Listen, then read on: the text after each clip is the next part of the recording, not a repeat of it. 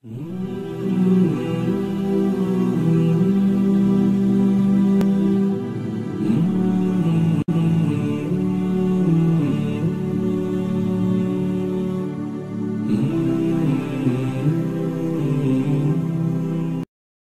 Pendimi, edicioni I lajmeve. Përshëndetje të nderuar dëgjues, ky është edicioni qendror I lajmeve I orës 16 në Radio Pendim.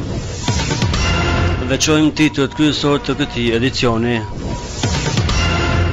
Kanad, numri muslimanëve gjithnjë në rritje. Yusuf Kardavi në Gaza. Davutoglu akuzon Asadin për spastrim etnik.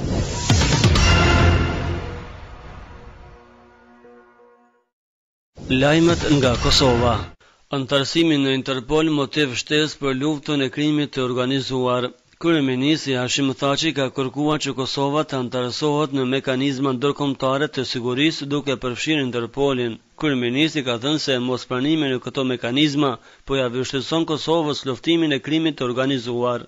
Siç njoftojnë mediat, kryeministri I vendit këto komente I ka bërë duke I referuar rastit të Naser Kelmendit I arrestuar para 2 ditësh nga policia e Kosovës. Kryeministri ka thënë se zbulimi dhe arrestimi I këtij rjeti ka ndodhur kryekëputh falë punës së agjencive të sigurisë së Kosovës. Për targat e vjetra të Kosovës, Austria deporton çiftin serb. Policia austriake ka ndaluar dhe deportuar një çift serbe pasi që makina e tyre kishte tabelat e vjetra serbe në Kosovë. Policia austriake ndaloi çiftin që ishin nga Kosova dhe që pas verifikimit të makinës së tyre Mercedes Sprinter me targat e vjetra dhe dokumentet e tjera ka konstatuar se bëhet fjalë për çndrim të palehtëshëm në Austri. Ata u ndaluan në autostradën AB, transmeton njoftimin INA. Çifti moshave 32 dhe 33 vjeç ka treguar pasaportat e rregullta të Kosovës, mirëpo policia austriake dha urdhën për deportim nga Austria, duke gjetur shkas edhe tek makina edhe targat e saj. Çifti serb disa ditë më parë ishte refuzuar për azil nga enti e migracionit në Vjenë. Lajmet nga Shqipëria. Tërmet 3.2 ball në Lushnjë. Një tërmet 3.2 ball është regjistruar në orët e para të mëngjesit të sotëm në qytetin e Lushnjës.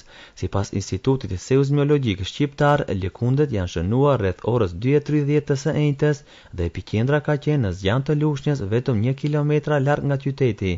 Tërmeti ka pasur një thellësi prej 18 kilometrash. Nga tërmeti nuk janë raportuar të lënduar apo dëme materiale. Lajmet rajonale.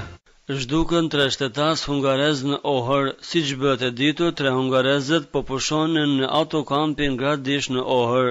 Roja këtij kampi mbrëm ka lajmëruar se kishte identifikuar makinën e hungarezëve të tipit Fiat Dolbo, e ngarkuar me 3 mjete lëndruese, ndërsa pak më vonë kishin vërejtur makinën e zbrazët pa mjete lëndruese. Me që disa orë më vonë nuk ishin lajmëruar turistët hungarez, Roja ka lajmëruar autoritetet policore. Policia ka nisur kërkimet për gjetjen e tyre, ndërsa dyshimet janë se ata mund të jenë futur në liçen dhe të jenë përfshirë nga moti I keq. Davutoglu akuzon Asadin për spastrim etnik. Ministri I Jashtëm turk Ahmet Davutoglu akuzoi sot presidentin sirian Bashar al-Assad se kishte kaluar në planin B në luftën kundër krijngritësve, që është sipas tij spastrim etnik në disa rajone të Sirisë. Ja kam shpjeguar Kerit masakrat në Banjas edhe një hap tjetër I sulmeve të kryera nga regjimi në Damask, deklaroi për të përditshme vendase Hurriyet, Davutoglu duke ju referuar një bisede telefonike të zhvilluar kohët e fundit me homologun e tij amerikan. Ajo që më shqetëson në rastin e Banjas është kalimi në një strategji të spastrimit etnik në disa rajone, theksoi Davutoglu. Të paktën 62 trupa të pajet u zbuluan në një lagje në Banjas në perëndim të Sirisë pas sulmeve të kryera nga forcat e regjimit, sipas observatorit sirian për të drejtat e njeriut. Lajmet ndërkombëtare. Bangladesh shkon mbi 900 numri të vdekurve.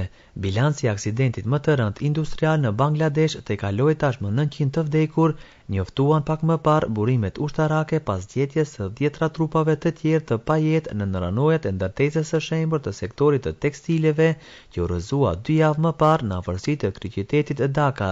Bilanci ka arritur në 912 të vdekur, njoftoi zëvendësi I ushtrisë Mir Rabi. Jusuf Kardavi në Gaza.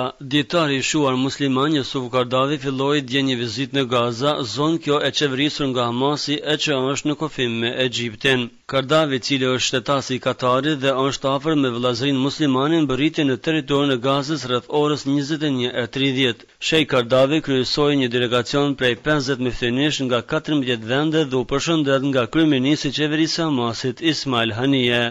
Ambicia jonë është të jetojmë dhe të vdesim në rrugën e Allahut në Palestinën e lirë, tha ai pas mbërritjes, duke shtuar se për herë të fundit ishte në Gaza në vitin 1958. Unë jam i sigurt se ne do të mposhtim këtë pushtim të tokave palestineze. Askush nuk mendonte se njerëzit do të triumfonin dhe do të rrezonin Tiranën, të cilët sundonin Egjiptin dhe Tunizin, dhe Siria gjithashtu do të dalë fitimtare, ashtu si është edhe Islami, tha ai, duke i referuar revoltave të pranverës arabe. Ndërsa kryeministri Haniyeh në një fjalim të mirëpritjes tha se ishte i nderuar që Sheikh Kardavi, i cili është një nga iniciuesit e pranverës arabe, po shkelte në tokën e Palestinës. Në Iran po rekrutohen vullnetar për luftën kundër muslimanëve në Siri. Irani ka filluar rekrutimin e vullnetarëve për luftën në Siri. Rekrutimi realizohet nëpërmjet websajteve të mbështetësve të Ayatullah Ali Khamenei për të patur një arsye informal autoritetit iraniane se gjoja ne nuk kemi të bëjmë me këtë. Rekrutimi i vullnetarëve filloi një ditë pas deklaratës së komandantit të forcave të kombësorisë së Iranit, i cili tha se Siria nuk ka nevojë për ndihmë dhe se është plotësisht në gjendje të vetëmbrohet. Këta vullnetar shkojnë në Siri për të vrarë dhe masakruar popullin e pafajshëm, fëmijë, gra dhe pleq, për të bashkuar mizorit e tiranit Bashar Esadit në dhunimet dhe masakrat mbi popullin e musliman. Parashikimi i motit. Parashikimi i motit. Sipas institutit koha në kryeqytetin e Kosovës, Prishtina është vranësira dhe rreshe shiu me 13 gradë Celsius, ndërsa Tirana ka diell dhe vranësira me 23 gradë Celsius, kurse sa i përket Shkupit është me vranësira me 16 gradë Celsius. Të nderuar dëgjues, kjo ishte tëra përgatitur deri takimet tona të radhës. Asalamu alaykum.